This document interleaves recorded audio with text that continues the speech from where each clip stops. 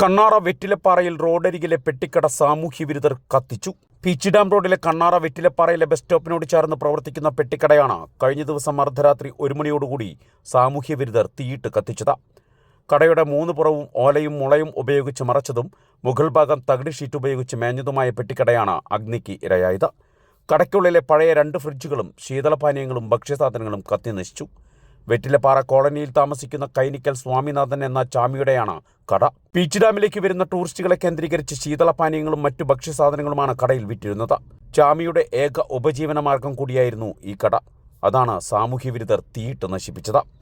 പ്രദേശവാസികളും തൃശ്ശൂരിൽ നിന്നും എത്തിയ ഫയർഫോഴ്സും ചേർന്ന് രാത്രി 2 മണിയോടെ തീ പൂർണ്ണമായും അണച്ചു.